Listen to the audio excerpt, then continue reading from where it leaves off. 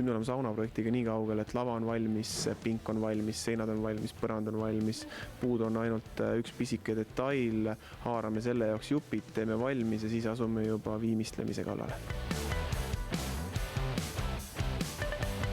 Selle lava esimese astmega põhimõtteliselt sama lugu nagu lavaga, nagu pingiga. Materjal ikka sama, sest see kõik peab olema ühest ooperist. Termohaab, mille me siis viimistleme hiljem lavakaitsevahendiga.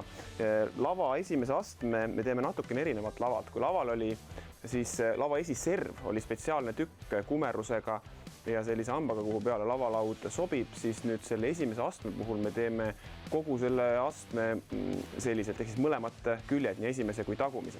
Raam on mul juba natukene ette valmistatud, enam-vähem koos. Siit pealt me nüüd näeme, et selle astme nii esimene kui tagumine külg on siis nende kumerate servadega ja astmetega, kuhu sisse siis tulevad meil need lavalauad. Lavalauad me paneme siia sisse selliselt risti ja seda sellepärast, et ka lava oli meil risti pandud laudadega ja see kõik peab olema ühesugune, samamoodi ka pink. Nii et lõikame nüüd puuduvad jupid välja ja hakkame seda asja kokku kruvima.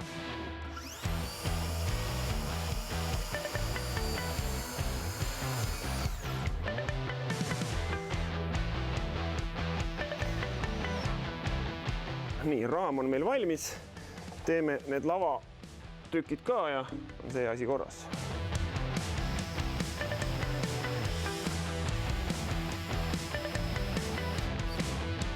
Nii, mina ütleks, et kena. See on siis leiliruumis lava esimene aste. Ja nüüd läheb asi alles põnevaks, sest nüüd me hakkame neid detaile viimistlema. Me oleme siin mitmel korral rääkinud, et nii pingi tegemisel kui lava tegemisel, et nii nüüd on valmis, edasi viimistleme ära. Tegelikult on alati see viimistlemine edasi lükkunud kuni siiamaani, kus nüüd tuleb kõik detailid siis ära viimistleda. Viimistlemiseks me valime lavale loomulikult spetsiaalse laudesooja, mis ongi siis nii-öelda lavalaudade kaitsmise õli, mis võiks olla siis sõbralik sauna keskkonnale, et ei erita mingisuguseid selliseid aure, mis võiks sulle kuidagi saunas kahjulikud olla. Supi laudesooja on looduslik parafiinõli ja see ongi mõeldud just nimelt lavalaudade kaitsmiseks siis niiskuse ja mustuse eest, ehk et mis iganes määrdumine mustusel on, et see imenduks laua sisse, et seda on pärast raske puhastada. Pealekandmine käib pintsli või kaltsuga, mina teen seda pintsliga ja sellega on mul mugav saada siia erinevate õnaruste vahele ja nüüd ma alustan selle viimistlemist alt poolt. Siis ma pääsen paremini ligiga erinevatele nurgatagustele, sest oluline on see, et ka altpoolt oleks asi viimistletud just nimelt niiskuse kaitseks ja tegelikult ka siia allapoole nüüd, kui näiteks laualauadade vahepealt niiskus, igi või mustus nõrgub, et siis ta siit ka ei lähe materjali sisse ja mul on hiljem seda lihtne puhastada.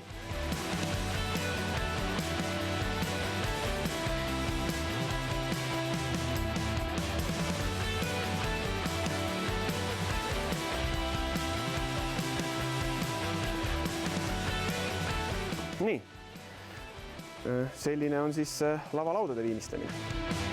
Nüüd sauna ukse ja akna, samamoodi nagu sauna seinad, viimistleme me supi sauna vahaga.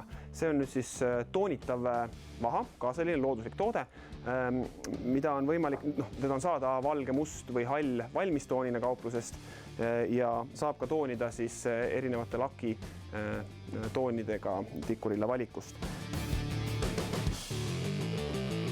Nii, mina usun, et me saime selle üsnagi ühtlase, lõpptulemust me näeme siis, kui see on päris kuiv. Õnneks see kuivab kiiresti, see kuivab 10–15 minutit, siis on sul sellel asjal juba see õige välimus. Aga ma arvan, et mina jään selle uksega rahule, lasen tal kuivada ja siis käin ka teise poole üle. Ja kõigile, kes nüüd mõtlevad, et tahaks ka endal midagi kas üle värvida, hooldada, teha, siis pange tähele, et Tikurillal on 25. märtsil spetsiaalne saunade ja märgruumide viimistlemise veebikursus. Minge tikurilla.ee lehele, leiate sealt registreerimise info ja vaadake, mida tarka nad räägivad.